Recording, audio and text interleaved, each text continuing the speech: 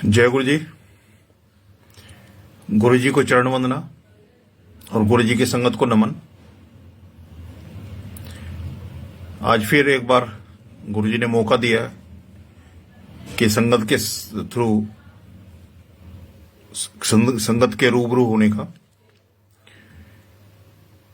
अभी एक इसमें मैं ऐश कर में देख रहा था, कोई तांत्रिक करके है, कोई गोविंद तांत्रिक है या कुछ भी है, जो भी है।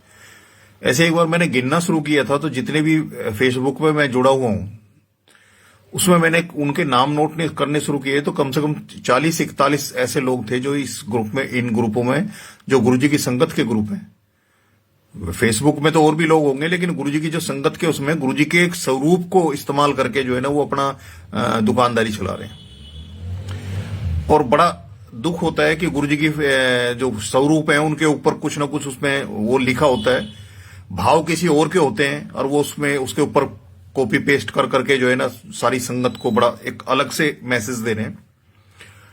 तो आज वही है कि एक बार मेरी बीच वाली बिटिया, वो जब हम एम्पायर स्टेट जाया करते थे, तो तब उसके मन में एक भाव आया कि इतनी संगत आती है गुरुजी आपके पास में, तो क्योंकि वहां कोई नाम नहीं पूछता था, गांव नहीं पूछता, काम नहीं पूछता था, कुछ भी नहीं पूछते थे, सिर्फ चेहरे होते थे। और एक दूसरे से अंकल आंटी का जो एक गुरुजी का जो वो था कि गुरुजी इरेस्पेक्टिव ऑफ एज जो है ना, सबको जो सामने आता था उसको अंकल आंटी ये बोलते थे। तो वही भाव संगत में हो गया। तो उनको बिटिया के मन में भाव आया कि गुरुजी इतने संगत आती है, तो आप तो मेरे को क्या जानते होंगे, और आप तो मेरा नाम तक भी नहीं जानते होंगे। ये हर एक के साथ होता है जब गुरुजी के साथ जुड़ते हैं। ये किसी के है कि किसी ने कोई नाम नहीं पूछा, कोई एंट्री नहीं की, कुछ नहीं किया, पता ही नहीं है। गुरुजी ने भी नहीं पूछा, इतनी बार मत्था टेकने के बाद भी उन्होंने भी नहीं पूछा किथों आंदे हो, क्या कर दे हो, कुछ नहीं। और आ रहे हैं, शब्द सुन रहे हैं, लंगर कर रहे हैं, आज्ञा ले रहे हैं, घर जा रहे हैं। तो उसका भाव था, उसने एक भाव रख दिया गुरुजी के सामने। तो उसी रात को गुरुजी ने उसको दिखाया, जो कि रात उसमें गुरुजी एम्पायर स्टेट में बैठे हुए अंदर गद्दी पे, और बाहर सारी संगत वेट कर रही है कि गुरुजी की आज्ञा होगी तो वो अंदर जाएंगे। तो इतने में कि जो संगत सेवादार हैं वो बाहर आते हैं निकल के, और अनाउंसमेंट करते हैं कि जो 1921 से पहले की जो संगत है वो संगत अंदर आ जाए, और बिटिया को लेके अंदर चले जाते हैं। अंदर हैं तो गुरुजी गद्दी पे बैठे हैं और कोई संगत नहीं है। तो गुरुजी के पास जैसे ही वो मत्था टेकती है, तो गुरुजी उसको बोलते हैं, फिर अनु आंटी मैं तेरा नाम नहीं जानता।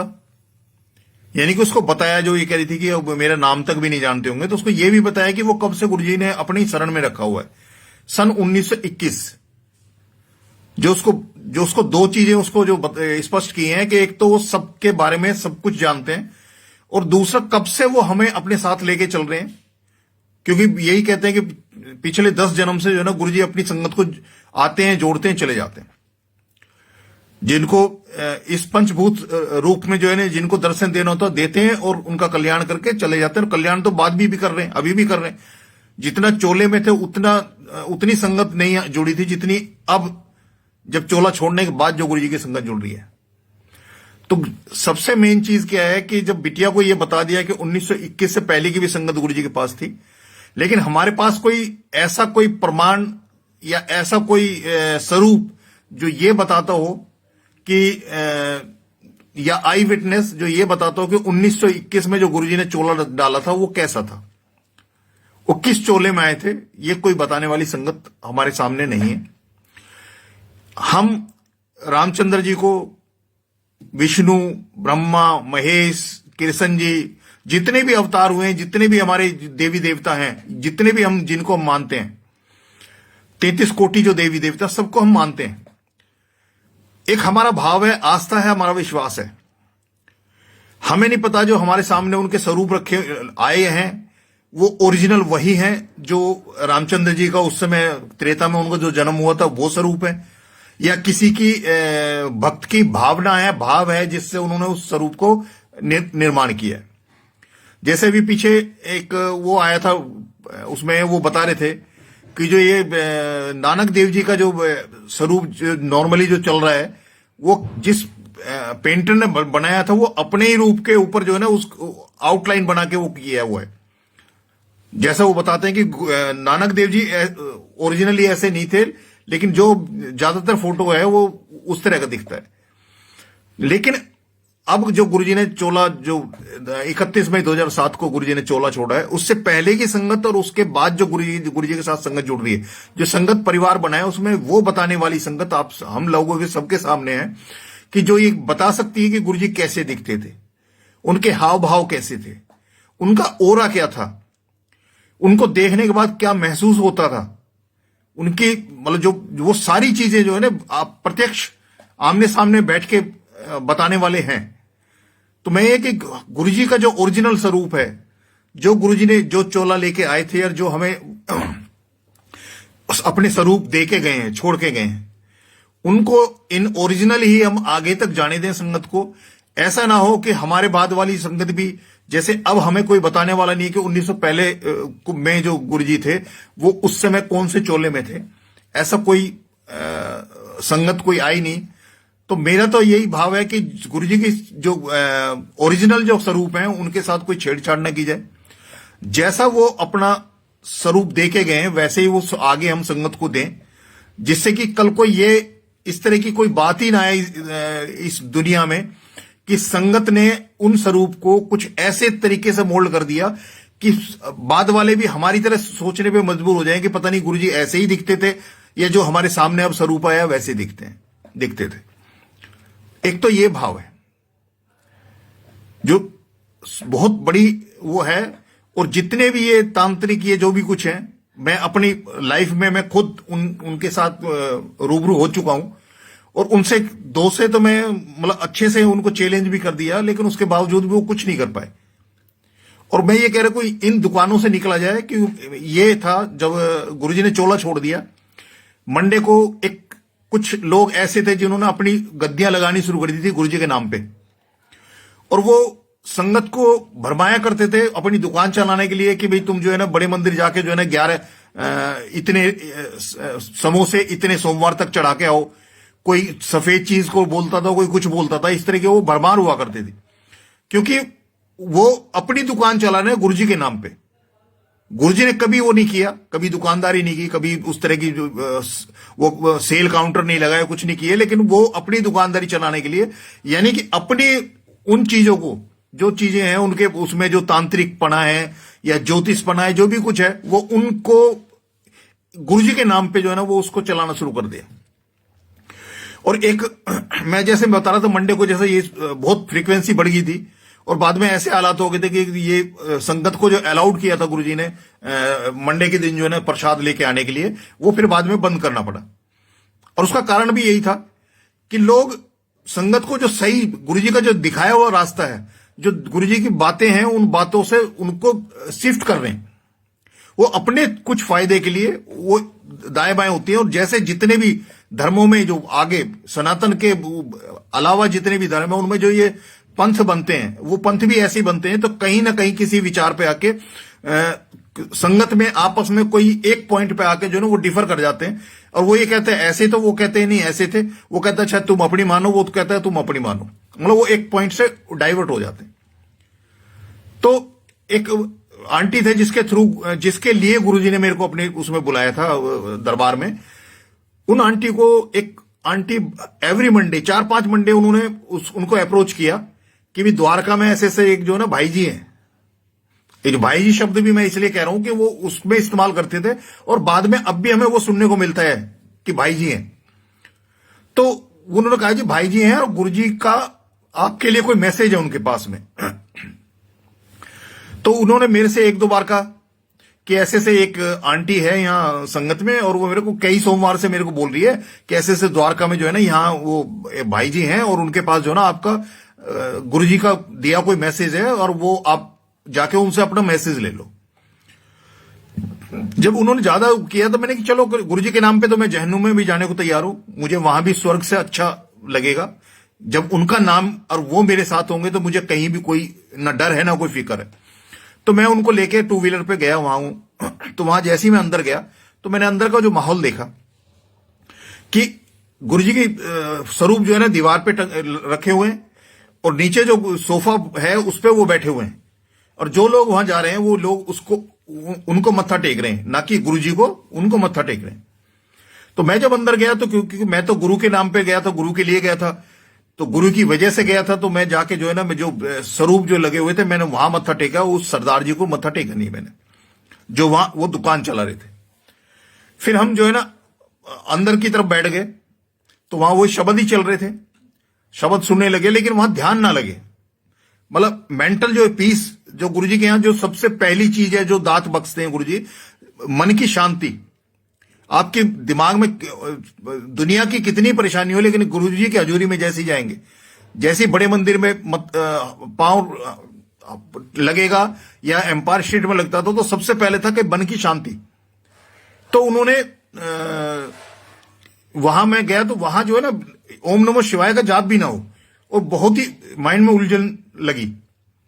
तो हम एक पीछे बैठ गए कि हमें था कि यहां तक आ गए, अगर कोई संदेश है वाकई में गुरुजी ने इनको कोई अपना पैगंबर बना के और वो करके भेजा है बीच में मीडिया कि भाई इनके थ्रू ही मैसेज देंगे, तो भाई ये अपना आप दे देंगे। अब यहां तक तो हम आ गए, तो हम पीछे बैठे हुए थे, तो वही आंटी जो उनको सोमवार को वहां अप्रोच करती थी कि भाई जी के पास आपका मैसेज है, वो आई और उनसे बोलने लगी कि भाई ऐसे ऐसे जो ना अपना जो ना जाके भाई जी से अपना मैसेज ले लो गुरुजी का। उन्होंने मेरे से बोला कि भाई ये ऐसे ऐसे कह रही हैं। मैंने कहा हम यहां तक तो आ गए, मैसेज गुरुजी ने उनको दिया आपके लिए, तो वजन किसके सिर पे है? उनके सिर पे है। अब यहां तक हम आ गए, जब जैसे ही आपने उनको मतलब उनको प्रणाम किया, मत्था टेका जैसे ही, तो वो वजन तो उनको तभी उतार देना चाहिए था। और मैंने कि आपने हमने जाने की जरूरत नहीं है, अगर वाकई में कोई मैसेज है तो वो अपना आप देंगे, हमने नहीं बोलना उनको। तो ये हम वहां बैठे रहे। बैठने के बाद लंगर का अनाउंसमेंट हुआ कि भाई लंगर होगा, तो लंगर के लिए वैसी व्यवस्था की हुई थी जैसे जो है एम्पायर स्टेट में या बड़े मंदिर में शुरुआती में होती थी, मतलब लॉकडाउन से पहले। तो वहीं वही प्रोसीजर था, उसमें बीच में वो पट्टी बिछा के और बैठ गए। हमने लंगर लिया। लंगर लेने के बाद जब आज्ञा लेने की बात आई, तो मैंने मतलब मत्था टेका गुरुजी को, और उन आंटी ने भी टेका उनको। तो जब हम बाहर एग्जिट कर रहे थे, उनके उस फ्लैट से एग्जिट कर रहे थे, तो मेरी नजर गई सामने, क्योंकि जब अंदर घुसे थे तब तो नहीं दिखाई दे, जब नजर गई तो ऊपर एक किसी उर्दू में बना हुआ कोई वो जो है तंत्र जो है ना, कोई लगा हुआ था, ऊपर ठोका हुआ था। मेन गेट जो मेन एंट्रेंस थी उसके ऊपर जो है ना वो ठोका हुआ था, उर्दू का कोई ताबीज या इस तरह की कोई चीज थी। हम जब बाहर निकल रहे थे तो एक अंकल वहां गेट पे खड़े होके एग्जिट वाले को वो टॉफी प्रसाद दे रहे थे, टॉफी दे रहे थे। तो मेरे से पहले वो आंटी निकली, तो उन्होंने उनको मुट्ठी में कुछ दे दिया, टॉफी दे दी। मैं जैसे निकलता हूं तो मेरे निकलने के साथ मेरे को उन्होंने कुछ नहीं दिया। जब हम नीचे आए, स्कूटर पे गए, तो वो मुट्ठी बंद करके आई थी, उनको नहीं पता उस मुट्ठी में कितनी टॉफी है। तो मेरे से कहले कि भाई तेरे को कितनी मिली? मैंने कहा मेरे को तो दी ही नहीं। तो मैंने कहा तुम्हें कितनी मिली? उन्होंने खोला कर इसमें 4 हैं। तो मैंने उनको बताया कि भाई क्योंकि मैंने तो गुरुजी के लिए आया था, मैं गुरुजी को मत्था टेका, क्योंकि उनका स्वरूप था मेरे लिए, वो साक्षात थे। तो मैंने तो उनको मत्था टेका और उन्हीं से आगे लेके मैं बाहर आया। तो क्योंकि तुमने उसको सरदार जी को मत्था टेका था, इसलिए तुम्हें तो उसने टॉफी दी, लेकिन मेरे निकलते मेरे को उन्होंने नहीं दिए। लेकिन गुरुजी को इस बात का पता था कि शाम को ये नालायक वहां जाएगा और वहां ऐसा होगा। तो दिन में मैं लंच टाइम में वो कैंटीन थी, बीएसएफ की कैंटीन थी, उसमें गया था मैं ऑफिस से निकल के। सामान तो कुछ ढूंढने गया था, लेकिन वहां से लेके जो मैं आया वो लेके आया था टॉफी का एक 400 ग्राम का पैकेट। जबकि मेरे पास कोई छोटा बच्चा नहीं था, कुछ नहीं था, लेकिन पता नहीं अचानक हुआ और मैं वो पैकेट खरीद के ले आया। और वो उस समय मेरे पास स्कूटर में पॉलीथीन में रखा हुआ था। तो मैंने उसको आंटी को बोला, मैंने कहा अच्छा एक काम करो, मेरी जो पॉलीथीन है ना इसके अंदर हाथ दो। मैंने हाथ दिया, मैंने कहा जो चीज हाथ में आई है उसको निकाल लो। तो निकाला तो उसमें ये है। तो मैंने कहा गुरुजी की कृपा में और किसी और की कृपा में इतना ही फर्क है कि तुम्हें अगर उनकी हैसियत 4 टॉफी देने की है, तो गुरुजी ने वो 400 ग्राम पहले ही मेरे मौजूद रखी है कि कहीं इसको मेरी संगत को ये ना महसूस हो कि वहां जाने के साथ बात जो है मेरी संगत के साथ में दुभांत हुई है, कि मतलब एक को दी और एक को नहीं दी। चूज एंड पिक नहीं था। तो गुरुजी ने, मैंने उनको बताया, देखा मैंने कि गुरुजी को पता था कि शाम को जाएगा और ऐसा ऐसा होगा, तो उन्होंने ये पहले ही वो 400 ग्राम ये इसमें मेरे पास पहले ही रखी हुई है, जबकि आपको वो 4 टॉफी मिली है। वो क्या करते हैं क्या नहीं करते वो बात अलग है, लेकिन इसका मतलब अगर हम गुरुजी के शरण आने के बाद में भी अगर हम भटक रहे हैं और फिर ऐसी किसी जगह पे जाने की हमें जरूरत पड़ती है, इसका मतलब यह है कि हमें हमारा जो भरोसा जो मालिक पे होना चाहिए वो नहीं है, और है तो वो 50-50 वाला मामला है, और आप अभी भी भटक रहे हैं। और इस भटकने का कोई भी अंत नहीं है। कहीं तक दुनिया इतनी बड़ी है, पूरा ब्रह्मांड पड़ा है, आपके भटकने के लिए पूरी दुनिया पड़ी है, आपको फिर कोई रोक नहीं सकता। अगर आपका भरोसा पूरा है तो फिर तो आपको कहीं जाने की जरूरत नहीं है। अब जब सब कुछ पता है, आप टोटल सरेंडर गुरुजी को कर दिया, सब कुछ उनको सौंप दिया, तो फिर जो करेंगे वो करेंगे, जो उनसे अच्छा हम ना सोच सकते ना हम कर सकते। तो अगर उसके बाद भी हमने किसी ऐसे तांत्रिक के पास, किसी पंडित के पास, किसी उसके पास पूछने के लिए, बूझने के लिए या कुछ करने के लिए हमें जाने की जरूरत पड़ रही है, इसका मतलब क्या है कि हमारी श्रद्धा, भाव और विश्वास में कमी है। और जब तक ये कमी पूरी नहीं होगी, कहीं भी चले जाओ, दुनिया के किसी भी कोने में चले जाओ, किसी के साथ भी आप जुड़ जाओ, आप कभी पूरे नहीं होंगे ना। आपका ये जो पर्पज है, जो इस जिंदगी का पर्पज है, वो पूरा होगा। क्योंकि एक बार जैसे बड़े मंदिर में जो है ना फंक्शन था, फंक्शन में जल प्रसाद की सेवा पे था मैं, और अंदर का जल प्रसाद भी और बाहर का जल प्रसाद दोनों जो है ना, गुरुजी की कृपा से मेरे को वो देखना था। जो आजकल जो नाम चला है, कोऑर्डिनेटर वाला नाम चला है, तब वो कोऑर्डिनेटर नहीं हुआ करता था, पर कोई एक बुहारी की जैसे सीकें होती हैं, उस सीकों को बांधने के लिए एक रस्सी होती है मजबूत, और उसकी मजबूती और उसकी कसावटी ये तय करती है कि वो बुहारी कितना अच्छा काम करेगी। तो ऐसी एक जो संगत के साथ में एक संगत ऐसा कोई जोड़ते हैं गुरुजी, जिसकी जो वो रस्सी का काम करती है, वो भले ही वो कुछ करे ना करे, लेकिन वो उस सारी सीखों को जोड़ के इतना मजबूत करके रखती है कि उससे जो भी काम होगा वो अच्छे से होगा, मतलब सफाई, जड़ाई, सब कुछ ना अच्छी होगी। तो मैं अंदर और बाहर दोनों का देख रहा था। तो बाहर में जैसे आया तो वो देखा काउंटर पे जो है ना एक अंकल दूर डिस्टेंस पे खड़े होकर किसी संगत से बातचीत कर रहे थे। तो मैं वहां थोड़ी देर तक तो देखता रहा, फिर मेरे से रहा नहीं गया। आदतन मैंने जाके उनको टोक दिया, मैंने कहा अंकल आपका दुकान खुली हुई है, शटर ऑन है, आप जो है ना यहाँ दुकान छोड़ के अपने आप यहाँ खड़े हो। यानी कि सेवादार का जो है कि जिस पॉइंट पर सेवा बख्शी है गुरुजी ने, उस पॉइंट को जब तक सेवा शुरू होने से पहले जाके खड़े हो और खत्म होने के बाद तक वहां खड़े रहना, मौजूद रहना उस पे। और सिर्फ शरीर से मौजूद नहीं रहना, दिमाग से भी मौजूद रहना। ये बड़ी वो है कि जहां आपका शरीर है वहीं आप दिमाग भी रखें, ये नहीं कि खड़े कहीं हो और दिमाग कहीं चल रहा है आपका।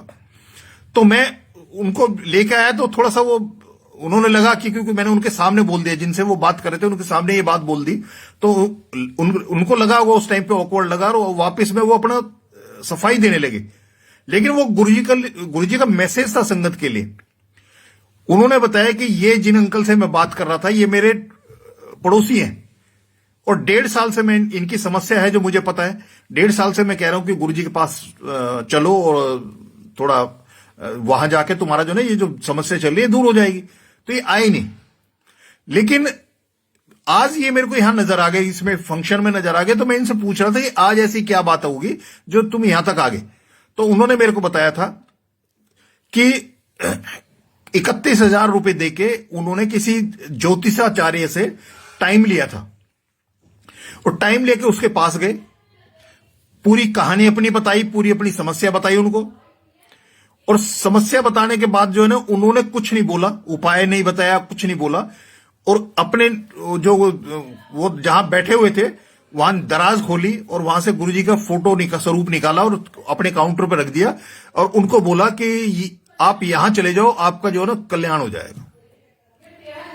यानी कि जो 31,000 रुपए अपॉइंटमेंट लेके 31,000 रुपए जमा कराने के बाद, सब कुछ होने के बाद भी उन्होंने एक चीज ये की कि वो गुरुजी के यहां भेज दिया, कह रहे इसलिए यहां आए। अब जो 31,000 लेके भी एक उपाय दे रहा है कि ये गुरुजी के यहां चले जाओ, तुम्हारा काम हो जाएगा, तो ये बहुत बड़ी कृपा है कि ऐसे लोग जो इस तरह की दुकान लगा रहे हैं वो खुद गुरु जी के यहां मत्था टेक रहे हैं। एक बार एम्पायर स्टेट में संगत ने, किसी ने, जो सेवादार थे गुरु जी के साथ थे, उन्होंने बोला गुरु जी यहां जो है ना कोई तांत्रिक था जिसके पास, हो सकता है वो जाते रहे होंगे, उनको पहचानते थे, तो तांत्रिक उनको दिखाई दे गया गुरु जी की संगत में। तो गुरु जी को बोला उन्होंने कि गुरु जी ये ऐसे से ये तांत्रिक है, ऐसे लोगों को भी आप बुलाते हैं, तो सारी दुनिया का भट्टा बैठाते, पता नहीं क्या उल्टे सीधे काम कराते हैं, किसी की बलि दिलाते हैं, किसी का कुछ कराते हैं, ये अपनी दुकानदारी चलाने के लिए सारी समाज का, दुनिया का नुकसान कर रहे हैं। तो गुरुजी ने बताया था कि भाई मेरी वो है कि आज मेरे उसमें जो है ना 13 तांत्रिक बैठे हुए हैं और इनको बुलाना मेरी मजबूरी है कि मैंने इनका भी कल्याण करना है।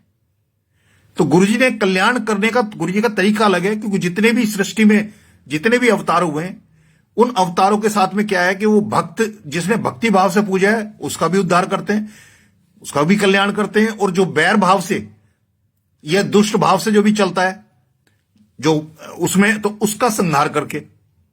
आपने देखा होगा जितने भी अवतार है सबके हाथ में कोई ना कोई आपको हथियार होगा, यानी कि अस्त्र लेके हुए हैं। किसी के पास तीर कमान है, किसी के पास सुदर्शन चक्र है, किसी के पास तलवार है, किसी के पास गदा है, वो सब है। क्योंकि जैसे जिसका भाव होगा, जिस तरह से जिस रास्ते वो चल रहा है, उनका उन्होंने उद्धार तो करना है, लेकिन तरीके में फर्क है। लेकिन जब महाशिव गुरु रूप में आते हैं तो वो भक्त हो या दुष्ट हो, सबका जो है ना वो कल्याण करने आते हैं, उनके यहां दंड का विधान नहीं। तो वो जो तांत्रिक हैं या इस तरह के लोग हैं जब गुरु जी के यहां मत्था टेकते हैं, उनके वो जो भाव हैं, जो लेने का भाव है, जो यूज करने का भाव है, वो अगर उसमें से खत्म हो जाता है और वो भी उसी प्लेटफॉर्म पे आ जाते हैं कि उनके अंदर की नेगेटिविटी जो दुनिया को नुकसान करती है, जो परेशान करती है, जिसकी वजह से वो पूजे जाते हैं, अगर वो चीज उनमें से भी खत्म हो जाती है, वो भी एक पॉजिटिव उसकी तरफ चले जाते हैं, तो वो उनका भी कल्याण हो जाता है। ऐसी एक आंटी थे, उनकी वो ये थी आपकी कोई बुटीक शॉप या कोई खोलनी थी उन्होंने। तो किसी पंडित जी से वो पूछ रहे थे बार बार, जो उनका परमानेंट पंडित था उसके पास जाते थे, कह लेंगे जी ऐसे ऐसा उसका मुहूर्त निकालना है कि कब मैं शुरू करूं। तो उन्होंने बार बार टरकाने लगे पंडित जी, कभी कोई बहाना, कभी कोई बहाना, कभी कुछ, लेकिन वो टलता जा रहा था। उनका जो वो था उद्घाटन था, वो टलता जा रहा था। एक दिन क्या हुआ, मंडे के दिन वो आंटी भी मंदिर में थी, और जैसे आंटी ने एंट्री किया है तो सामने देखा तो वो पंडित जी ने गणेश जी के आगे वहां मत्था टेक के खड़े हो रहे हैं। तो आंटी ने वही पकड़ लिया उनको कि पंडित जी आप मेरे को तो इतने दिनों से बहका रहे हो, और मैं यहां हूं और आप जो है यहां आए हुए हो। तो पंडित जी ने बोला मुझे नहीं पता था कि आप गुरुजी की संगत हो और गुरुजी के यहां आते हो। कह जब गुरुजी के यहां आ गए तो फिर आपको मेरे जैसे से पूछने की जरूरत क्या है? गुरुजी का स्वरूप है आपके पास में, या गुरुजी का नाम ही है आपके पास में, आप सीधे जाओ और उनका नाम लो और शुरू कर दो। जब अगर कोई काम कराया है उन्होंने तो चलाएंगे भी वही, करवाएंगे भी वही, तो फिर किसी से पूछने की क्या जरूरत है? जब आपके पास गुरुजी हैं तो फिर तो आप सीधा सा है कि उन्होंने ये मौका दिया है तो आप उनका नाम लो और आगे कर दो। तो आपको किसी उद्घाटन, किसी शुभ मुहूर्त या किसी की जरूरत नहीं है। और ये सच है। अगर, क्योंकि गुरुजी की शरण में आने के बाद तो हर क्षण हमारा जो ना शुभ है, और शुभ अशुभ का अगर अंतर करा जाए, दुनिया में ऐसा कौन सा क्षण है जब कोई मरता ना हो या कोई जन्म ना लेता हो? अगर हम इसको अच्छे और बुरे से माने कि किसी का जन्म होना एक अच्छी बात है और किसी की मृत्यु होना बुरी बात है, तो अगर इससे लेकर कि कोई क्षण ऐसा होगा जो इस दुनिया में कोई मरा ना हो या कोई पैदा ना हुआ, बिल्कुल होता है। तो फिर ऐसा कौन सा शुभ मुहूर्त हुआ जिसमें हम नाम नहीं जप सकते या कोई काम नहीं कर सकते? ये एक जो गुरुजी ने जो सिंप्लीफाई किए चीजों को, बहुत अच्छे से उन्होंने जो किया है, और फिर हम बार बार वो करके जो ना उन रास्तों पे चलने लगते हैं जिसमें हम पहले चल के अपनी जिंदगियों को, मतलब एक स्मूथ पैसेज की बजाय ऑब्स्टेकल्स में वाला एक पैसेज जो है ना, जिसमें ब्रेकर भी अपने आप ही बना लिए, गड्ढे भी अपने आप बना लिए, फिर उसमें गिरते हैं, टकराते हैं, चोट लगती है, नुकसान होता है, और फिर ब्लेम देते हैं। कभी किस्मत को ब्लेम देते हैं, कभी ईश्वर को ब्लेम देते हैं कि भाई उन्होंने मेरे भाग्य में ऐसा ऐसा लिख दिया। गुरुजी ने वो सारे गड्ढे, वो सारी ब्रेकर, वो सब कुछ बिल्कुल स्मूथ कर दिए, लेकिन फिर भी हम अपनी उन पहली पुरानी आदतों को नहीं छोड़ के और वही काम करना शुरू कर देते। गुरुजी को किसी का भी कल्याण करने के लिए ऐसे किसी भी साधन की जरूरत नहीं है, लेकिन क्योंकि हमने एक जिंदगी उस तरह के तरीकों में बिताई है, तो गुरुजी का क्या है कि बच्चा जब किंडर गार्डन में होता है, जो उसको एक पहला होता है, उसको पता ही नहीं लगता कि वो कब बैठना सीख गया, कब बोलना सीख गया, कब सोशल मतलब चार बच्चों में बैठ के वो कैसे बैठा है, कब हो गया टीचर का आमना सामना कि टीचर के सामने मुंह करके बैठना है, कब वो क्या कबूतर ABCD वो कब सीखना शुरू कर देता है, वो खेल खेल में करता है। तो गुरुजी की भी क्लासेस ऐसी हैं कि संगत को पता ही नहीं लगता कि वो रेगुलर अटेंड करने लगेंगे, तो वो ऑटोमेटिकली खेल खेल में जब शब्द सुनते हैं उसमें सब कुछ है गुरुजी का। जो आपको समझाना चाहते हैं, जो आपको बताना चाहते हैं, जो आपके सवाल हैं, जो आपकी समस्या हैं, वो सबके सवाल के जवाब उसमें गुरुजी देते हैं।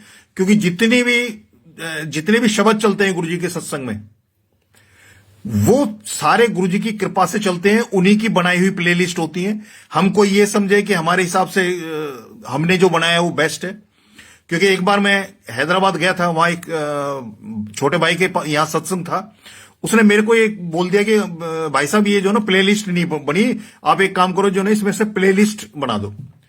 तो होता ही है जब प्लेलिस्ट बनाने लगते हैं तो हमें होता है कि कुछ शब्द हमें बड़े अपील करते हैं, तो हम उसको बार बार सुनते हैं। लेकिन कुछ शब्द ऐसे होते हैं कि वो हमारे अंदर उसमें शब्द में से, क्योंकि हमारे लिए वो चीज नहीं है, हमारे उसके अंदर शब्द के अंदर जो चीज है जो हमारे लिए जरूरी है वो नहीं है उसमें, तो वो हमें लगता नहीं, हम उसको बाईपास करते हैं। ऐसे ही उस दिन हुआ कि मैंने जब शब्द वो करना शुरू हुआ, एक शब्द था जिसको मैं 2-3 बार वो सामने आया, लेकिन मैंने उसको नहीं उसमें इंक्लूड किया। जब वो प्लेलिस्ट तैयार करके 2 घंटे का मैंने उसको दे दिया, वो चलने लगे। अब वो शब्द जो मैंने बार बार उसको हटाया, मतलब उसको नहीं उसमें इंक्लूड किया, और वो शब्द बजना शुरू हो गया। उसमें अलग से एक वो बना के उसमें प्लेलिस्ट बनाया था, उसका टाइम वगैरह सेट किया था, उसमें वो था ही नहीं, और वो चलने लगा। जब चला तो मैं एकदम चौंक गया, क्योंकि मेरे कानों में शब्द गए जब उसके तो मेरे को लगा कि ये तो मैंने कई बार हटा दिया, मैंने किया ही नहीं। जब ये सत्संग हो गया तो उसके बाद मैंने ये चीज बताई कि एक शब्द इसमें ऐसा है जो मैंने इसमें इंक्लूड नहीं किया, लेकिन महाराज ने इंक्लूड कर दिया, क्योंकि वो बार बार मेरे सामने आ रहा था। और इसका मतलब ये था कि कोई संगत ऐसी गुरुजी ने बुला रखी थी जिसका जवाब उस शब्द में था, इसलिए वो शब्द मेरे हटाने के बावजूद भी उसमें आ गया। तो ये एम्पायर स्टेट में भी होता था, जो कोई शब्द लेके आते थे गुरुजी उसको पहले सुनते थे, फिर अलाउ करते थे, तब डीजे अंकल जो थे उनको बजाने के लिए बोलते थे। तो हर दिन की प्लेलिस्ट एम्पायर स्टेट में गुरुजी की आज्ञा से होती थी, और आज भी गुरुजी की आज्ञा ही है जो जिससे ये सब कुछ चलता है। तो हम अपनी वो अकल और रफल, अकल लगाने का तो यहां लोग है ही नहीं, क्योंकि नुकसान ही अकल लगाने से है। एक दूसरी चीज आपने देखी होगी, जो वैसे सत्संग होते हैं जिसमें संगत सब आमने सामने होती है। एक तो ये ऑनलाइन जो सत्संग चल रहे हैं, इसमें तो मुझे नहीं पता गुरुजी के अलावा कोई मेरे को कोई सुन रहा है या मेरे सामने है कोई, मुझे नहीं पता। एक फिगर मैं देख सकता हूं, बाकी कौन सुन रहा है, किसको गुरुजी सुना रहे हैं, वो गुरुजी जानते।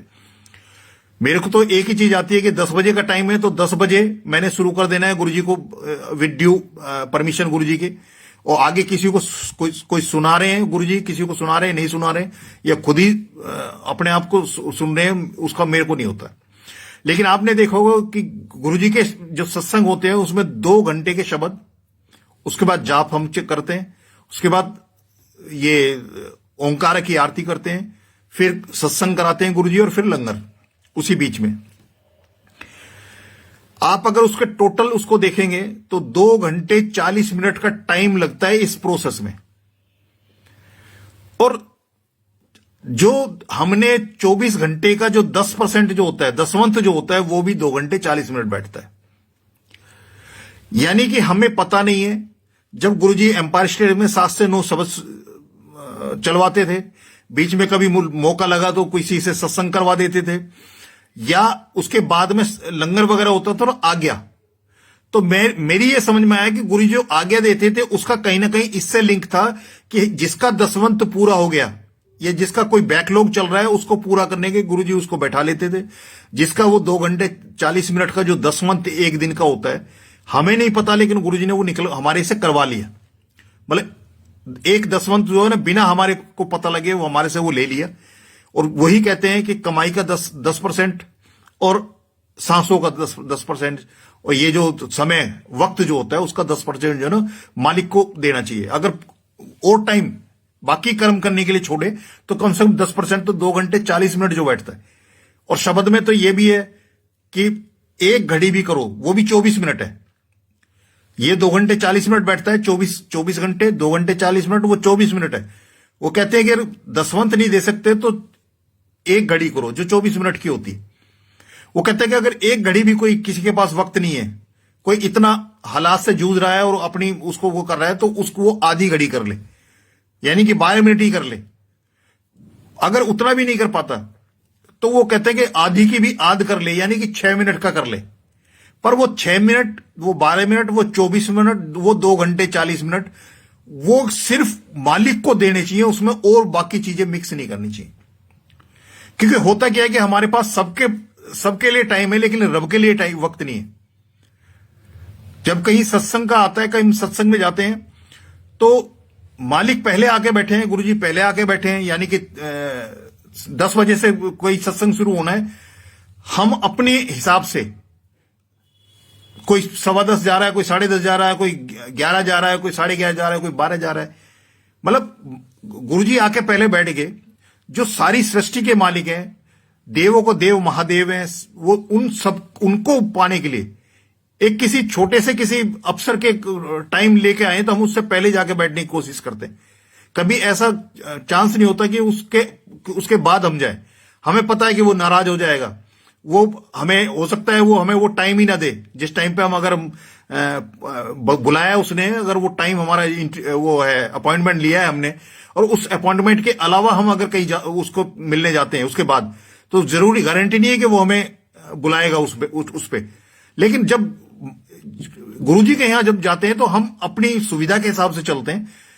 अगर हम वक्त से पहले जाएं और वक्त के बाद जब वो प्रोसेस पूरा होता जाए, तो 2 घंटे 40 मिनट का जो टाइम जो गुरुजी हमसे लेना चाहते हैं सत्संग के स्वरूप में, सत्संग करा के जो हमसे, जो वो बिना हमें पता लगे कि जो हमने दसवंत दे दिया महाराज को, तो वो पूरा हो जाएगा। लेकिन संगत का क्या है कि 5 अगर किसी सब्जेक्ट है उसमें से एक सब्जेक्ट में तो वो डिस्टिंक्शन लेके आते हैं और बाकी में फेल हो जाते हैं। तो डिस्टिंक्शन भी बेकार है अगर किसी भी सब्जेक्ट में आप पासिंग मार्क भी नहीं लेके आते। तो कम से कम अपने आप को उतना तो रखें। दुनियादारी सब चलती रहेगी और करने वाले वो भी हैं, कराने वाले भी वही हैं। अगर उनको हम वक्त नहीं दे सकते तो ये दुनिया, ये रिश्ते, ये परिवार, इनको तो वक्त क्या देंगे हम?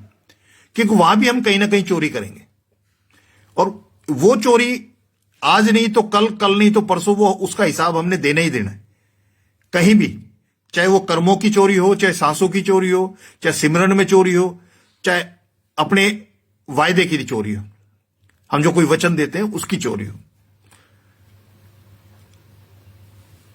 बहुत जब ये गुरुजी का आश्रम की साइट बनी थी तब गुरुजी चोले में थे, तो उस समय की बात है कि एक अंकल जो हमारे साथ सेवा करते थे, उन्होंने वो इसका वो शुरू किया था, शुरुआत की थी।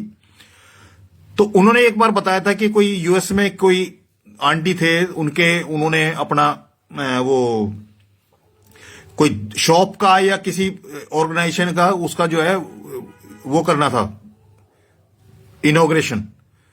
तो उन्होंने उनको मैसेज किया था कि जी यहां का एड्रेस भेज दो, हमने गुरुजी को जो है ना वो भेजना है, कार्ड भेजना है। तो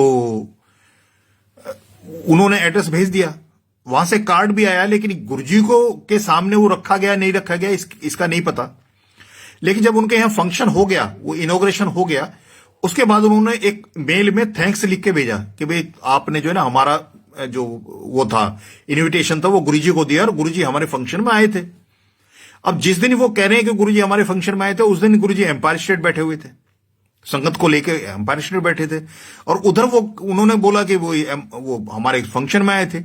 तो गुरुजी ने उन्होंने बोला कि भाई आप जो है ना वो कैसे कह रहे हो? उन्होंने बोला कि ऐसा है, मेरी आंटी ने जो है ना 16 स्टिल वो लिए थे फोटोग्राफ।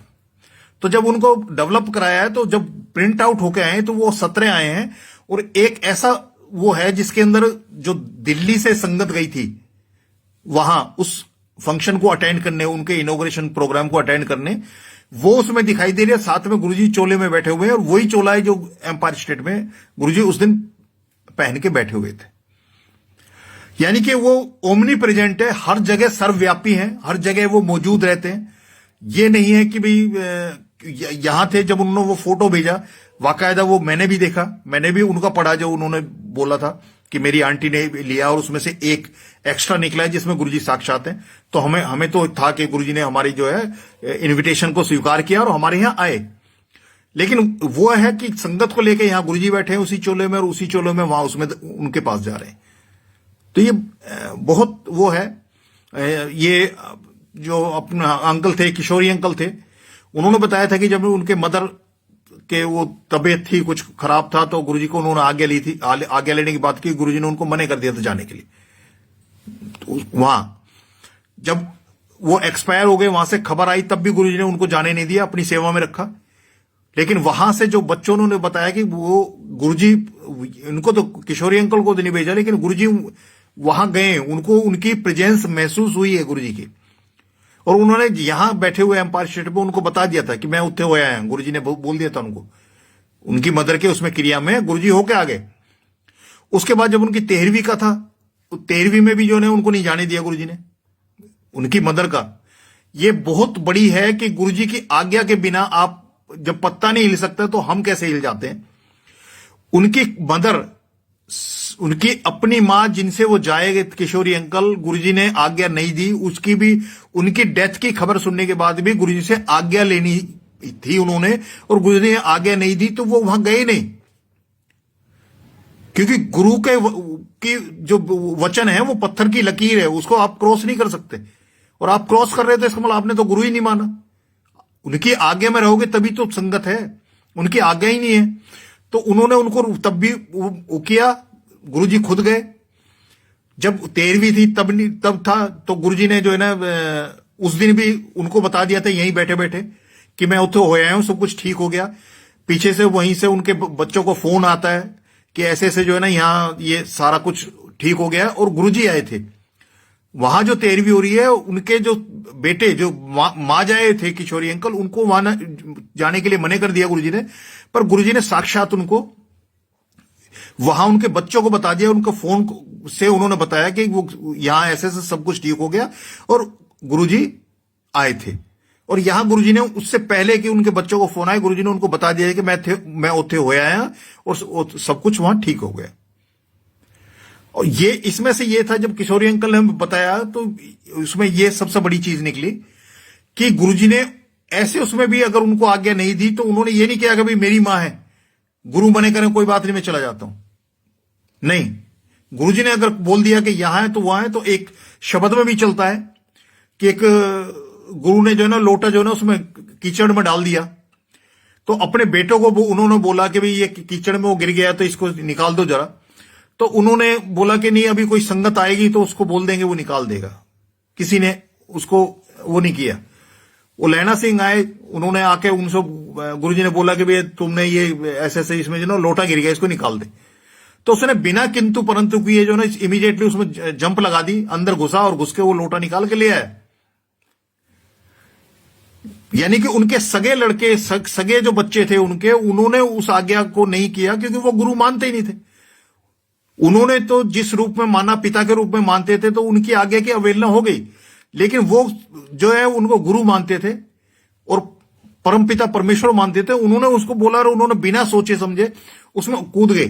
तब उसमें शब्द में यही है कि गुरु हमें बचाने के लिए, हमारे कर्मों को निपटाने के लिए उस गंध तक में भी घुस के हमें निकालते हैं और उसमें से स्वच्छ करते हैं। तो ये गुरु की आज्ञा है और गुरु की आज्ञा में रहना ही बड़ी चीज है। जो पहले भी कभी बात थी गुरु को मानना तो हमारी हो सकती है कि हमारी जो है गुरु को मानने में हमारी कोई मजबूरी रही हो, क्योंकि हमारी समस्या है जिंदगी से, मतलब गर्भ में आने के साथ से लेकर और मरने तक, इवन बात तक हम कुछ ऐसी समस्याएं छोड़ के जाते हैं जिससे हमारी आने वाली पीढ़ी जो है ना वो परेशान रहती है। कुछ ऐसे हमारे कर्म होते हैं जो हम ऐसा कुछ कर जाते हैं कि जो वो भी उसको भुगतते हैं। तो उन कर्मों को कटवाने के लिए गुरुजी ने जो एक आसान रास्ता दिया है, आपको कुछ नहीं करना, जैस जो महाराज ने बोल दिया सिर्फ उस पे रहो, क्योंकि मजबूरी में हमारी कोई समस्या है, किसी ने बता दिया कि ऐसे ऐसे हमारे गुरुजी हैं, और वहां गुरुजी के पास चले जाओ, तुम्हारा काम हो जाए, बन जाएगा, जो परेशानी है वो ठीक हो जाएगी। अब वो चले गए, वो उस मजबूरी में चले गए। अब बहुत सी संगत क्या होती है कि आई, एक बार आई, दो बार आई, चार बार आई, 6 बार आई, बिलायती अंकल के गुरुजी के सत्संग सुन लिए, बिलायती अंकल से किसी और संगत से सत्संग सुन लिए। अब उनको लग रहा है कि मैं अपनी जो परेशानियां लेके आया हुआ हूं उसमें तो कोई घटाव बढ़ाव कुछ हो नहीं रहा, तो ये तो ऐसे कहते हैं जो गुरुजी सबका कल्याण करते हैं, सबको करते हैं, लेकिन मेरे को तो महसूस नहीं हो रहा। क्योंकि हर एक ड्यू टाइम चाहिए, हर किसी भी काम को, किसी भी चीज को निकालने के लिए, करने के लिए ड्यू टाइम चाहिए। अगर मैं अपने अपने मेरे पास कोई औलाद नहीं है और मैं किसी जगह जगह भटक रहा हूं कि मेरे को औलाद चाहिए, अब ऐसा तो गुरुजी के पास नहीं है कि जैसे हम जाएंगे मत्था टेकेंगे तो आपकी गोद में बच्चा देके चले जाएंगे कि वो हो गया। एक ड्यू प्रोसेस होता है कि एक बच्चे को मां के गर्भ में 9 महीने का या 8.5 महीने, जो भी वो एक वक्त होता है, वो रीजनेबल टाइम है, उतना टाइम देके ही वो एक परिपक्व बच्चा बने होगा और उसको हम एंजॉय कर सकते हैं। तो ये चमत्कारी तो है नहीं कि गुरुजी के यहां गए, आपकी समस्या है, उन्होंने मुट्ठी की और करके आपको दे दिया। एक ड्यू प्रोसेस से जो चीज मिलनी है उसको जितना है हम एंजॉय कर सकते हैं। जो चमत्कारों से चीजें मिलती हैं वो ऐसी जैसे आती हैं वैसी चली जाती हैं, उनको थाम नहीं सकते हम। तो इसलिए गुरुजी के यहां आके 2 घंटे जो शब्द सुनाते हैं, फिर सत्संग सुनाते हैं, उसमें मेन क्या होता है कि हमारी पेशेंस को डेवलप करते हैं गुरुजी, कि हमें सुनने की आदत पड़ जाए। हमारे समाज की, परिवार की, सबकी सबसे बड़ी दिक्कत क्या है कि हम दूसरे की सुनना नहीं चाहते, अपनी कहना तो चाहते हैं, अपनी बात भी समझाना भी चाहते हैं, मनवाना भी चाहते हैं, लेकिन दूसरे की सुनना नहीं चाहते। और अगर हमें सुनना आ जाएगा, जैसे ही अच्छे से सुनना आ जाएगा वैसे ही समझ में भी आने लगेगा, और समझ में आ गया तो हमारे से हाथ से जो गलतियां हैं वो कम होने लगेंगी। और एक वक्त ऐसा आएगा कि गलतियों पे हमारा काबू हो जाएगा, लेकिन उसके लिए हमें पेशेंस रखना पड़ेगा। और गुरुजी वो पेशेंस हमारा डेवलप कराते हैं। ध्यान से शब्द सुनो, जितना ध्यान से सुनोगे, 1 बार नहीं, 2 बार नहीं, 4 बार नहीं, 10 बार में वो चीज जो गुरुजी हमें समझाना चाहते हैं वो समझ में आ जाएगी। और जब अच्छे से समझ में आ जाएगी हमें, तो जब हम करेंगे उस चीज को तो उसमें भी हमारा परफेक्शन होगा, उसमें गलतियां कम से कम होगी, ये ना के भर होंगी। तो गुरुजी वो कराते हैं, उतना पेशेंस रखना है। क्योंकि मैं एक पहले सत्संग किया था, इसमें वही मैं बता रहा हूं कि किसको गुरुजी कब साक्षात दर्शन दे रहे हैं, कब उसका कल्याण कर रहे हैं, कैसे कर रहे हैं, ये गुरुजी के अपने उनके ऊपर ही छोड़ देना है। क्योंकि पहले दिन मेरे को यही बताया था कि टाइमिंग और प्रायोरिटी गुरुजी की है, कब किसको क्या, कितना, कैसे, कहां देना है, वो सब कुछ गुरुजी तय करते हैं। तो मैं तो तब से कंफर्टेबल हूं, मैंने कभी सोचा ही नहीं कि मेरे को क्या चीज मेरी जिंदगी में आनी है, क्या जरूरत मेरी है, सब मालिक उसको रखते हैं। एक बार मंगलवार के दिन एक फरीदाबाद से संगत आई थी, वो टैक्सी लेके, 5 उसमें थी वो, और 5 ही वो लेडी थी, मतलब आंटी थी 5। उसमें उनके साथ कोई जेंट्स नहीं था सिवाय वो ड्राइवर के जो हायर किया हुआ था। तो मंगलवार को मैं गया था, कोई बड़े माली अंकल, कोई सेवा के लिए मैं जाना था। तो वहां पहुंचा तो छोटे माली अंकल मिले। उन अंकल से मैंने पूछा, मैं कि वो ऐसे ऐसे बड़े माली अंकल ने बुलाया था कोई सेवा के लिए। तो उन्होंने बोला कि वो तो गए हैं कहीं, और ये नहीं पता कहां गए हैं और कितनी देर में आए ये भी नहीं पता। तो मैंने कहा चलो मंदिर आया, तो उस टाइम तक यही होता था कि माली अंकल होते थे जो गुरुजी ने रखे हुए थे, वही होते थे, कोई सिक्योरिटी गार्ड या इस तरह की कोई नहीं था, और ताले वाले का भी नहीं था उस टाइम पे। तो मैं जैसे उनसे बात कर रहा था तो वो संगत भी साथ में खड़ी हुई थी। तो माली अंकल ने बोला, छोटे माली अंकल, के अंकल ये पहली बार आए हैं, तो अंदर ले जाके इनका मत्था टेकवा दो, और गुरुजी के बारे में ये कुछ पूछना चाहते हैं, वो जो आप बता दो अंदर जाके। मैं उनको अंदर लेके गया, समाधि पे मत्था टिकाया, समाधि बंद थी मंगलवार को। फिर पीछे कुटिया पे भी लेके गया, कुटिया भी बंद थी, क्योंकि उस समय जो है ना कुटिया के दरबार कपाट खुले रहते थे, बाहर से झांक सकते थे। बाद में जब संगत कहीं ऐसी थी कि वो अंदर घुस जाया करते थे, तो इस वजह से वो अब कपाट बंद होते हैं, खुलते भी हैं तो आगे उसका वो बना देते हैं जिससे संगत अंदर ना घुस सके। तो वहां भी दिखाया, पीछे पूरा राउंड करा के सारा करके, और हम जो बड़ा हॉल है उसके सामने जो रंगोली है, रंगोली के ऊपर बैठे हुए थे। तो मेरा मुंह था बड़े हॉल की तरफ, और उन जितने वो पांचों थे, वो पांचों वो बैठे थे समाधि की तरफ मुंह करके। मैं जो गुरुजी ने उनको सत्संग सुनवाए वो सत्संग सुनाए। उसके बाद गुरुजी के स्वरूप थे वो मैंने उनको दिया, कोई लॉकेट था मेरे पास उस टाइम, वो मैंने लॉकेट उनको दे दिया। तो वो चले गए जी। तो क्योंकि पहली मुलाकात मेरे से कराई थी, तो वो जब भी बड़े मंदिर आते थे तो तब वो एक बार मेरे से जरूर, क्योंकि वो चारों दिन ऑलमोस्ट पांचवा दिन मंडे को भी मैं जाता था शाम को, तो चारों दिन सेवा में होता था, तो वो कभी ना कभी वो मिल ही जाते थे जब भी जाते थे, तो जय गुरु जी हो जाती थी। तो एक दिन उन्होंने मेरे से अपना मेरा मोबाइल नंबर मांगा, मैं सेवा कर रहा था, उन्होंने मोबाइल नंबर मांगा, मैंने दे दिया। क्योंकि संगत को तो मोबाइल नंबर देने में भी कोई दिक्कत नहीं है और वक्त देने में भी दिक्कत नहीं है, क्योंकि जब गुरुजी के सब कुछ हो गए, सब कुछ उन्हीं का हो गया, तो हमारा कुछ है ही नहीं। तो उनकी चीज में से हम ये सोचें कि हम दे पाएंगे नहीं दे पाएंगे, ये मतलब अपने लिए तो संभव नहीं है। कि जब सब कुछ दे दिया तो वक्त भी गुरुजी का, सांसें भी गुरुजी की, शरीर भी गुरुजी का, सोच भी गुरुजी की, सब कुछ गुरुजी का है। तो फिर अगर संगत कोई नंबर मांग रही है या कोई ऐसा हो गया है तो उसमें भी इतना सोचना नहीं पड़ता, मैंने नंबर दे दिया। एक दिन मैं ऑफिस में था, 3 बजे के आसपास उनको फोन आता है आंटी का। उन्होंने बताया जी मैं ऐसे वो फरीदाबाद से बोल रही हूं और 5 मिनट है, मैं बात कर सकती हूं। तो मैंने कहा कोई संगत के लिए तो टाइम ही टाइम है, आप बात कीजिए। तो उन्होंने बात की, तो उन्होंने बताया था कि पहले दिन जब हम आए थे और आपसे मिले थे, तो आप जब हमें बता रहे थे कि मंगलवार और बुधवार को मंदिर बंद रहता है और समाधि भी बंद मिलेगी, बड़ा हॉल भी बंद मिलेगा, कुटिया भी बंद मिलेगी, तो वो सारा आप बता रहे थे। तो उस समय समाधि के अंदर कोई पीछे हाथ बांध के और ऐसे टहल रहा था समाधि में, मतलब समाधि के राउंड काट रहे थे। तो कह रहे हमें ये हुआ कि हम बोल तो पाए नहीं, पर हमें ये था कि अंकल जो है ना, हम पहली बार आए हैं, तो हमें तो ये कहने कि ये बंद रहेंगे और पुरानी संगत है, इसका मतलब वो अंदर अलाउड है जाने में, मतलब मंगलवार और बुधवार को भी। कह रहे लेकिन जब हमने किसी से जिक्र किया इस तरह से कि भाई हमें तो मना कर दिया उन्होंने कि ये बंद रहेंगे, और ऐसे अंदर कोई घूम रहा था। तो उन्होंने बोला भाई ऐसा कौन था ऐसा भी, तो हमने जब उसका एक्सप्लेन किया कि भाई इस तरह से थे, इस तरह से घूम रहे थे, तो उन्होंने बताया, जो संगत थी जिन्होंने साक्षात गुरुजी को दर्शन किए होंगे, तो उन्होंने बताया ये तो साक्षात गुरुजी थे जो आपको कुटी उसमें समाधि में दर्शन दे रहे थे। यानी उनको डे 1 पे पहले दिन वो जो है गुरुजी ने अपने साक्षात दर्शन दे दिए, समाधि में टहल रहे थे गुरुजी, और वो मेरे ऊपर शक कर रहे थे। उन्होंने जो अपनी जो गिल्टी वो की ना, उन्होंने बताया कि उस दिन हम आपके ऊपर कर रहे थे, लेकिन हमें पता लगे वो तो साक्षात गुरुजी ने पहले दिन दर्शन कर दिए। एक और चीज उन्होंने बताई कि आज 2.5 महीना हुआ है गुरुजी के यहां मेरे को आते हुए, हाजिरी देते हुए, और कुछ ऐसी समस्याएं थी जिनसे लाखों रुपए खर्च करके भी जो है ना हम पार नहीं पा रहे थे।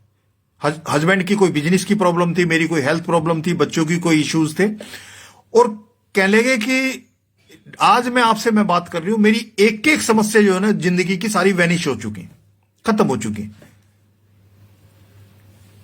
उसके बाद ये लाइट ऑफ डिविनिटी जो गुरुजी के आदेश पे जो सत्संग कंपाइल करके जो ना संगत को मिली थी, को गुरुजी को पता था कि एक वक्त ऐसा आएगा कि इसकी जरूरत पड़ेगी।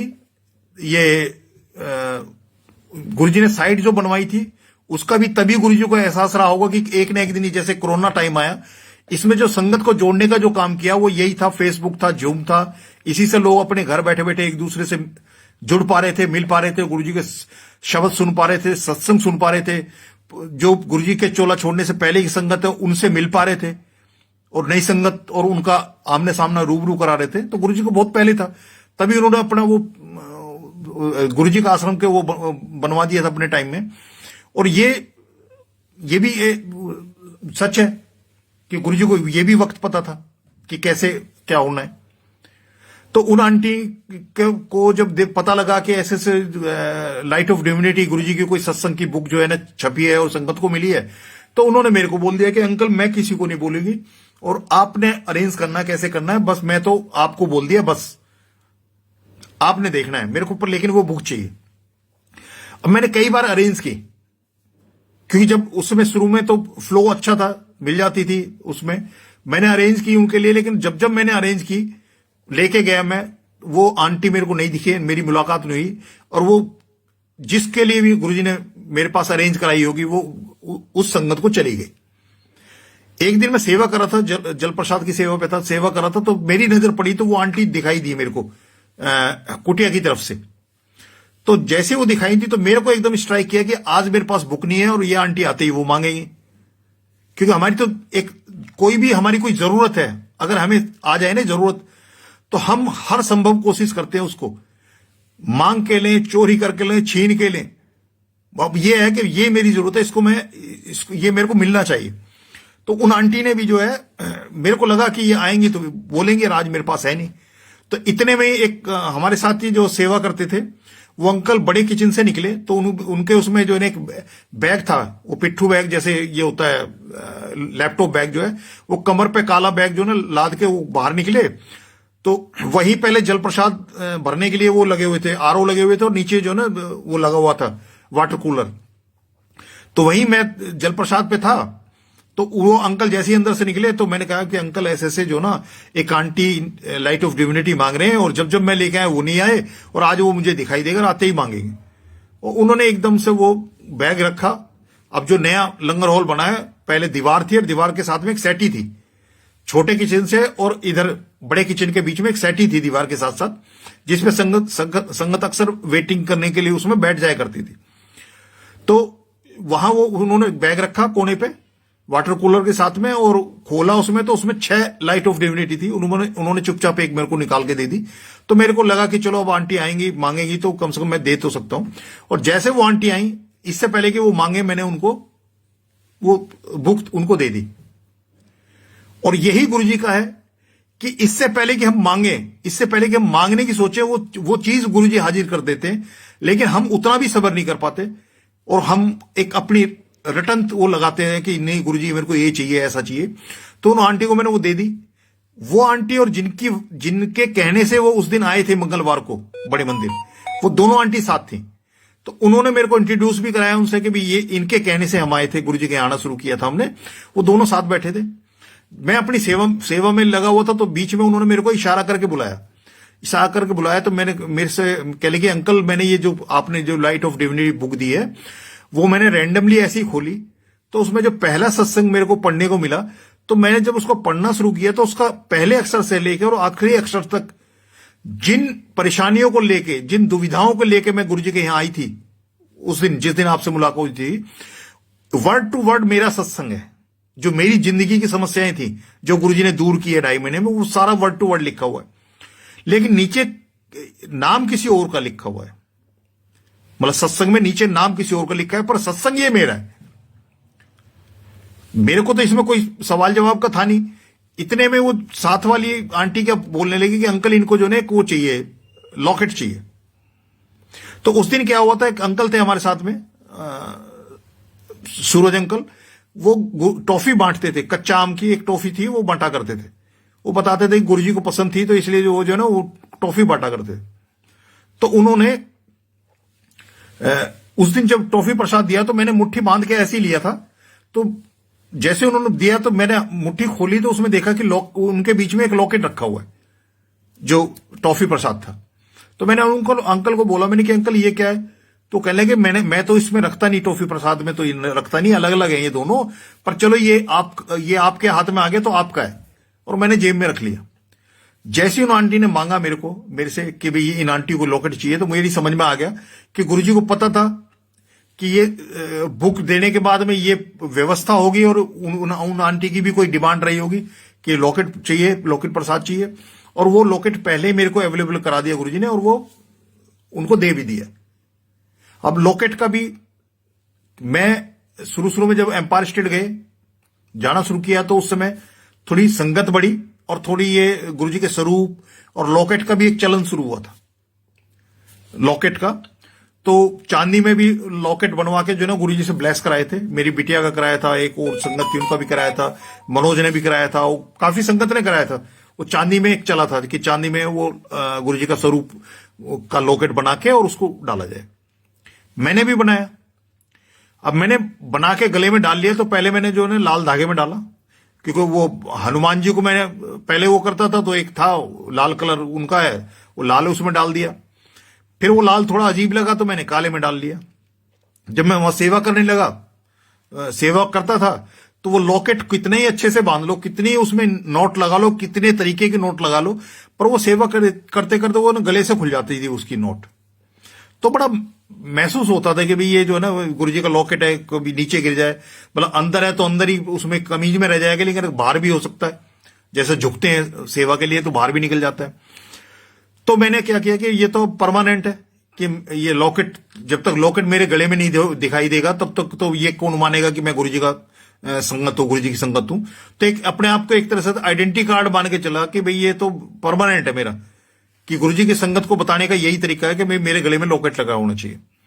तो मैंने एक चांदी की काफी मोटी चेन जो है ना डाल ली उसमें, कि ये तो खुल जाता है बार बार, पर ये इतनी आसानी से नहीं खुलेगा, ये तो पड़ी रहना है, गले में पड़ी रहना है। तो मैं जब वो सेवा करता था तो वो होता जैसे ही झुकता था, जैसे कोई ड्रम उठाना है, कुछ करना है, तो वो चैन भारी होने की वजह से वो लॉकेट जो है ना बाहर निकल आता था। ऐसे ही बड़े मंदिर में सेवा कर रहा था मैं, जलप्रसाद पे सेवा थी, वहां सेवा कर रहा था, तो अंकल एक आंटी थे हमारे साथ सेवा करते थे, वो अंदर मत्था टेकने के बड़े हॉल में, और वहां से आके सेवा करते मेरे को बोला कि अंकल वो गुरु जी का लॉकेट दो। तो मैंने उनको बोला मेरे पास तो नहीं है। तो उन्होंने पलट के बोला कि अंकल गुरुजी ने बोला है कि आपके गले में जो है ना वो लॉकेट लेना है। अब मैंने वो चुपचाप फिर लॉकेट निकाल के वो उन आंटी को दे दिया, क्योंकि जब बात ये आ गई कि आदेश गुरुजी का है तो फिर तो मेरी कोई सोच ही नहीं थी। उसको तो मैं अपना मान रहा था ना, मेरा, कि भाई ये तो मेरा है, तो इस वजह से था कि ये तो मैं दूंगा नहीं, बाकी और कोई लॉकेट था नहीं मेरे पास में, तो मैंने तो कह दिया लॉकेट नहीं है। और उन्होंने बोल दिया कि गुरुजी ने बोला है कि आपके गले में जो है उस बिलायती अंकल के गले में वो लॉकेट लेके आना है। उन्होंने लॉकेट लिया, एक कोई संगत में बच्चा आया था, अंकल था, उनको वो लॉकेट डलवा दिया। उन्होंने बाद में मेरे को ये रिपोर्ट दी आके, जलप्रसाद की सेवा में थे वो, बाद में उन्होंने बताया कि वो अनकॉन्शियस उसमें था बच्चा, लेकिन लॉकेट गुरुजी का डलने के बाद में उसको वो कॉन्शियसनेस में भी आया, चाय प्रसाद भी उसने ग्रहण की, थोड़ा वो भी किया, और वो उसकी कॉन्शियस स्टेट में जो है ना यहां से गया है। मैंने चलो ये तो गुरुजी का कल्याण करने का तरीका है। फिर मेरे को था कि ये तो रोज लॉकेट मिलते ही रहते हैं, फिर मेरे हाथ में लॉकेट आया, फिर मैंने गले में डाल दिया। मैंने गले में डाला है, और उस दिन ही या एक दो दिन बाद ही एक आंटी आई, भागी मेरे पास, मेरे से कहने कि अंकल वो एक लॉकेट दो। तो मैंने उनको भी बोल दिया कि लॉकेट नहीं है, हालांकि गले में था, लेकिन मैंने उनको बोल दिया कि लॉकेट नहीं है। और मैं बात करते करते उनसे अपनी सेवा में झुक गया नीचे, और वो चैन जो मोटी थी उसकी वजह से वो बाहर निकल आया। तो आंटी ने हाथ करके बोला कि अंकल ये रहा लॉकेट। तो जब उन्होंने बोला ये रहा लॉकेट, तो मैंने चुपचाप वो उठा के उनको दे दिया। मैंने कि ये, अब क्योंकि मुझे मेरी समझ में आ गया कि भाई लॉकेट, पहला लॉकेट था वो आंटी ने ले जाके दे दिया, दूसरा लॉकेट डाला है तो ये आंटी ने वही बोला इशारा करके कि ये रहा लॉकेट। यानी कि मैं जब मैंने मेरा कहा तब जो ना गुरुजी ने वो निकलवा दिया। फिर मैंने कोशिश की, एक आदतन वो तो होता ना कि हम एक ठप्पा चाहिए, हमें आईएसआई मार्क होगा तो तब उसकी वैल्यू होगी चीज की, कि भाई जांचा पर खाया इसलिए आईएसआई की मोहर लग रही है। तो वैसे ही अपना लग रहा था कि भाई लॉकेट है तो मैं कुछ हूं, अदरवाइज कुछ नहीं हूं। जब मैंने थोड़ी कोशिश की तो गुरुजी का जो मेरे को वो था कि मेरे को लॉकेट में, पेन में, घड़ी में, इनमें देखने की, ढूंढने की जरूरत नहीं है, मेरे को अपने अंदर देखना शुरू कर दे। और वो दिन है, और आज का दिन है, कभी अंदर वो भाव ही नहीं आया कि गुरुजी को कोई लॉकेट डालना है या कोई गुरुजी को कोई फोटो लेके चलना है अंगूठी में, कुछ भी, कभी ऐसा कुछ नहीं है। मतलब वो चीज ही खत्म कर दी गुरुजी ने। और ये ऐसे एम्पायर स्टेट में थे, एक आंटी थी गुरुजी के यहां संगत में आती थी, उनकी बिटिया की शादी फिक्स हुई, वो कार्ड लेके आए गुरुजी को, कार्ड देने अपनी बिटिया की शादी का। वो उनको कार्ड देते हुए गुरुजी से बोला कि गुरुजी मेरी बिटिया की शादी है। तो गुरुजी ने बोला सानू की। उन्होंने बोला कि लगता है, इसलिए जो है ना वो उन्होंने फिर दोबारा से बोला कि गुरुजी ये मेरी बिटिया की शादी है का कार्ड है। तो गुरुजी ने फिर बोल दिया तासानू की। तो आंटी की समझ में आ गया कि मतलब दोबारा बोलने के बाद इसका मतलब गुरुजी जो रेस्पॉन्ड कर रहे हैं, मेरी बात तो सुन रहे हैं पर कह रहे हैं सानू की। गलती कर रहे हैं, तब उन्होंने अपनी बात को बदल के बोला कि गुरुजी आपकी बेटी की शादी है का कार्ड है। तो फिर गुरुजी ने बोला फिर तुआनू की। और सिर्फ इतनी बात अगर हमें समझ में आ गई तो हमारी जो ना गुरुजी से जो लॉ है वो लग जाएगी कि जब जब आंटी ने बोला मेरी बिटिया की शादी है तो गुरुजी ने बोला सानू की, कि भाई तुम्हारी बिटिया की शादी है तो तुम जानो मुझे क्या। और जब उन्होंने बोला कि गुरुजी आपकी बिटिया की शादी है तो गुरुजी ने बोला तुआनू की, कि जब मेरी बिटिया की शादी है तो फिर तुम्हें क्या सोचना है। यही इतनी बात है कि अगर हमारा सरेंडर हो चुका है, हमारा भरोसा पूरा है, तो वो सब कुछ, सारी जो हमारी समस्या जिंदगी की वो गुरुजी की है, तो फिर हमें क्या। और अगर उन समस्या को हम ही लेके ओढ़ के पहन के बैठे हुए हैं तो फिर गुरुजी को क्या। तो जब हमने उनको अपने आप को सौंपा ही नहीं, और अपने आप को सौंपने का मतलब आप जित पूरे पूरे अपने आप को सौंपोगे तब जाके वो कर पाएंगे, अदरवाइज उनके हाथ में क्या जाएगा। हम सारी समस्याएं तो अपने हाथ में लेके बैठे हुए हैं कि ये मेरा है, ये मेरा है, ये मेरा है। तो मेरा है तो गुरुजी कहेंगे तुआनू की, सानू की। और जब गुरुजी का है सब कुछ तो फिर हमें क्या। तो इतना ही है, इतनी समझ में आ जाए संगत के कि गुरु मैं जहां जुड़ जाता है वहां जो है ना, मैं और गुरु में से एक चीज रह सकती है। या तो आपकी मैं रहेगी या गुरु रहेंगे। मैं खत्म होगी तो स्पेस बनेगा गुरु के रहने का, और मैं अगर आपके अंदर है तो वो फिर गुरु को तक ना जुड़ने देगी ना गुरु जी के पास तक जाने देगी। इसलिए इस मैं को खोने के बाद ही गुरु को स्थान मिल पाएगा। जय गुरु जी। आज के लिए इतना ही। आगे मौका मिला, गुरु जी ने मौका दिया तो फिर गुरु जी के सत्संग और जो भाव आते हैं सत्संग में बैठने के बाद में वो सब शेयर करूंगा। जय गुरु जी।